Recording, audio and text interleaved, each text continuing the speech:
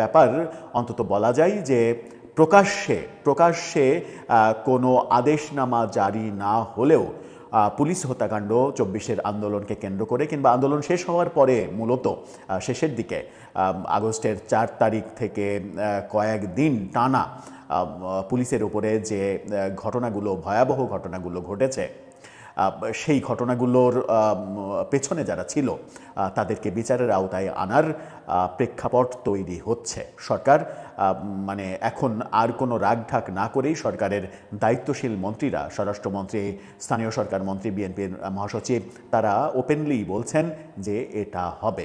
তাতে করে কারো কারো পিলে চমকে যাচ্ছে, কেউ কেউ আতঙ্কিত হচ্ছেন, কেউ কেউ ভাবছেন দেশ ছাড়তে হবে। কিন্তু যারা আতঙ্কিত হচ্ছেন তাদের আতঙ্কিত হওয়ার কারণটা কি? তারা কি এই ঘটনাগুলোর সঙ্গে জড়িত ছিলেন? আমরা তো কোথাও তেমন একটা নজির দেখিনি যে তারা এই ঘটনাগুলোর সঙ্গে জড়িত ছিলেন। নাকি যারা জড়িত ছিলেন তাদেরকে যদি গ্রেপ্তার করা হয়, তাদেরকে যদি রিমান্ডে নেওয়া হয়, তাহলে থলের বিড়াল বের হয়ে আসবে?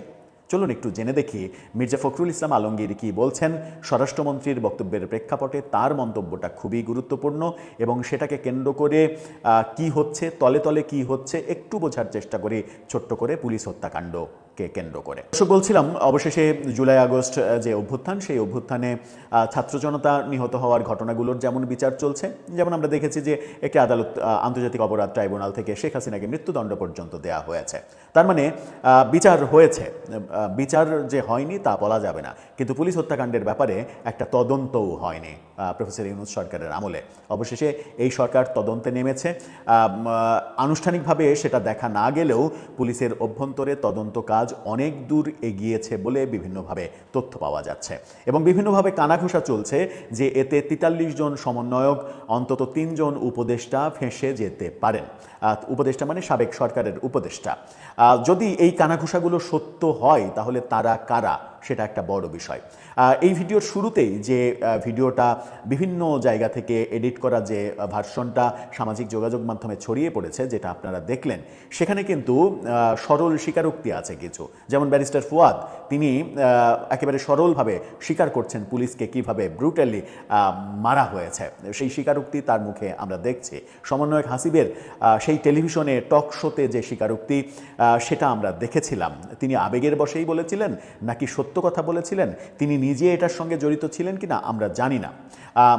আমরা যদিও তাকে এই ঘটনার সঙ্গে জড়িত থাকার কোনো এভিডেন্স দেখিনি, কিন্তু এটা তো সত্য যে সিরাজগঞ্জের এনায়েতপুর থানায় একজন গর্ভবতী মা, পুলিশের সৈনিক, তাকেও মেরে ফেলা হয়েছে, তাকেও রেহাই দেওয়া হয়নি। সেখানে অন্তত ১৪ থেকে ১৭ জনকে থানার মধ্যে আটকে পুড়িয়ে মারা হয়েছে এবং তাদের মানে দেহ একটা স্তূপ আকারে রেখে দেওয়া হয়েছে, আম গাছের সঙ্গে ঝুলিয়ে রাখা হয়েছে। কি বিভৎস দৃশ্য! ঢাকায় আমরা তো দেখেছি যাত্রাবাড়ির সেই ভয়াবহ চিত্র যে ফুটওভার ব্রিজের সঙ্গে ঝুলছে একজন মানে পুলিশের দেহ, সেই দেহে এতটুকু পোশাক অবশিষ্ট নেই।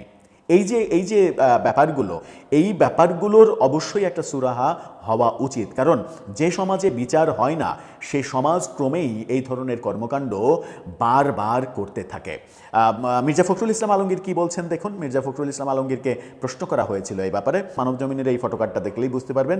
বলছেন, জুলাই অভ্যুত্থানে পুলিশ হত্যার তদন্তের বিষয় নিয়ে স্বরাষ্ট্রমন্ত্রী যেটা বলেছেন সেটাই হবে এবং দ্রুত তদন্ত করা হবে, অর্থাৎ বিচার হবে। এটা বিএনপি সরকারের কংক্রিট অবস্থান। সেরকম একটা মুহূর্তে আমরা দেখছি যে জামাত বিবৃতি দিচ্ছে এটার বিরুদ্ধে, আমরা দেখছি এনসিপি বিবৃতি দিচ্ছে, হুমকি দিচ্ছে, আন্দোলনের রাজপথে নামার হুমকি দিচ্ছে।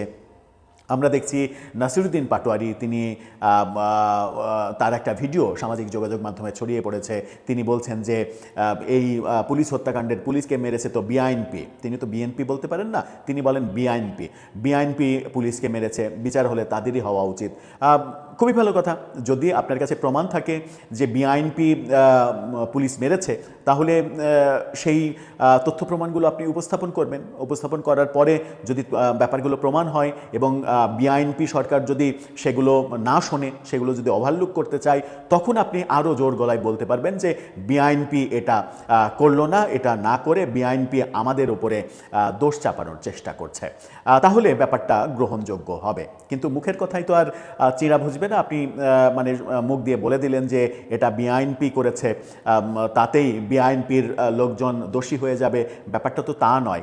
কে করেছে? বিআইএনপি করেছে নাকি বিএনপি করেছে নাকি জামাত করেছে নাকি এনসিপি? তখন এনসিপি তো ছিল না, বৈষম্য বিরোধী ছাত্র আন্দোলন করেছে। আমরা বিশ্বাস করতে চাই এদের কেউ করেনি, বাংলাদেশে এই কাজগুলো করেছে মূলত একটা জঙ্গি গোষ্ঠী। এই জঙ্গি গোষ্ঠীকে কেউ ওন করে না বলেই আমরা বিশ্বাস করি, এবং এর সঙ্গে তৃতীয় কোনো পক্ষ ঢুকে গিয়ে এর সুযোগ নিয়েছে। যেমন ব্রিগেডিয়ার শাখাওয়াত হোসেন বলেছেন, স্নাইপার যারা চালিয়েছে তারা এদেশের লোক না, তাদের চেহারার সঙ্গে এদেশের মানুষের চেহারা মেলে না, তারা ভিন্ন দেশি। ইঙ্গিতও দিয়েছেন তারা পাকিস্তানিও হতে পারে, তারা যদি ভারতীয় হতো তাহলে তো ভারত বিরোধী সেই সরকার তদন্ত করত। অনেক আলোচনা হচ্ছে, অনেক আলোচনার ভিড়ে আমরা কোনোভাবেই বিশ্বাস করতে চাই না, কিংবা এই বিশ্বাস করার মতো সামান্যতম কোনো প্রমাণও আমাদের চোখের সামনে নেই যে নাহিদ ইসলাম আতঙ্কিত হয়ে পড়বেন কারণ তিনি এই কাজগুলো করেছেন। তিনি তো এই কাজগুলো করেননি। একেবারেই মন থেকে বলছি, নাহিদ ইসলাম তো কোনো পুলিশকে মারতে যাননি, কিংবা সার্জিস, হাসনাত, নাসিরুদ্দিন পাটোয়ারিরা কাউকে কোনো পুলিশকে মারতে গিয়েছেন এরকম দৃশ্য তো আমরা দেখিনি, এরকম মানে স্টিল ছবিও আমরা দেখিনি। তাহলে মানে এই আতঙ্কটা কেন? ব্যাপারটা কি এরকম চাওয়া যে বিচারের সংস্কৃতি এখনও মানে ওই আওয়ামী লীগ আমলে যে ব্যাপারটার নিয়ে আমরা সব থেকে বেশি সমালোচনা করি, যে তারা যাই করেছে একপাক্ষিকভাবে করেছে, বিরোধীদের উপরে সব কিছু চাপিয়ে দিয়েছে, নিজেদের অপরাধকে তারা কখনো অপরাধ হিসেবে গণ্য করেনি, সেই ব্যাপারগুলোকে এখনও আমরা জিইয়ে রাখতে চাই। এখনও আমরা ওটাই বলতে চাই যে এক পক্ষের বিচার হবে আর এক পক্ষের বিচার হবে না। তাহলে তো নতুন বন্দোবস্ত হলো না, তাহলে তো বৈষম্যমুক্ত বাংলাদেশ আমরা গড়তে পারলাম না। খুবই কনফিডেন্টলি বলা উচিত সবার যে হ্যাঁ, অবশ্যই সব কিছুর বিচার হতে হবে নিরপেক্ষ তদন্তের মাধ্যমে। তদন্তে যদি প্রমাণ হয় যে আমি দোষী, তাহলে আমিও শাস্তি মাথায় পেতে নেব, এই আত্মবিশ্বাসটা থাকা উচিত। কারণ জুলাই আন্দোলনের সম্মুখ সারির কোনো নেতাকে পুলিশ হত্যাকাণ্ডের কোনো কর্মে জড়িত থাকার কোনো নজির কিংবা কোনো অভিযোগ এখন পর্যন্ত আমরা কারো কাছ থেকে শুনিনি। তাহলে তাদের আতঙ্কিত হওয়ার কারণটাও আমরা বুঝতে পারছি না। এদিকে সরকার যেটা ভাবছে, সরকারের অবস্থান কেন, মানে ব্যক্তিগতভাবে আমার যে ধারণা, সরকারের অবস্থান এই কারণেই যে প্রফেসর ইউনূস সরকার 1.5 বছরে আইন শৃঙ্খলা পরিস্থিতি নিয়ন্ত্রণ করতে পারেনি। এর একমাত্র কারণ হচ্ছে পুলিশকে তারা আস্থায় নিতে পারেনি। পুলিশ আতঙ্কে ছিল। আপনি পুলিশকে দিয়ে কাজ করবেন, আবার পুলিশের নামে তদন্ত করবেন, পুলিশকে শায়েস্তা করবেন, পুলিশকে জেলে ভরবেন, পুলিশের উপরে মব তৈরি করবেন, পুলিশকে পেটাবেন এবং মব বাহিনী লেলিয়ে দিয়ে পুলিশের উপরে নানা ধরনের নির্যাতন করবেন। সেই পুলিশ আপনার আইন শৃঙ্খলা পরিস্থিতি নিয়ন্ত্রণে এনে দেবে, এটা তো হয় না, এটা হতে পারে না, এটা কোনো মানুষ করতে পারে না। এবং সেই জায়গা থেকেই পার্থক্য তৈরি করতে চাইছে বর্তমান সরকার। পুলিশকে আস্থায় আনতে হবে, পুলিশের আত্মবিশ্বাস তৈরি করতে হবে, পুলিশকে মাঠে আত্মবিশ্বাস নিয়ে নামাতে হবে। এবং সেই নামাতে হলে এই প্রথম ভিডিওতে যেটা দেখলেন যে একজন পুলিশ কর্মকর্তা হাউমাউ করে কাঁদছে যে আমার চোখের সামনে থেকে আমার সঙ্গে যে ছেলেটা কাজ করতো সে নাই হয়ে গেল, আমরা সত্যিই ট্রমাটাইজড। পুরো পুলিশকে ট্রমাটাইজড রেখে আপনি পুলিশের কাছ থেকে বেস্ট সার্ভিস প্রত্যাশা করবেন, এটা তো হতে পারে না। রোদে পুড়ে বৃষ্টিতে ভিজে খেয়ে না খেয়ে যে পুলিশ 24 ঘন্টা কাজ করে যায়, তার ভেতরে অনেক দুর্নীতিবাজ পুলিশ রয়েছে, অনেক খারাপ পুলিশ রয়েছে, এটাও সত্য।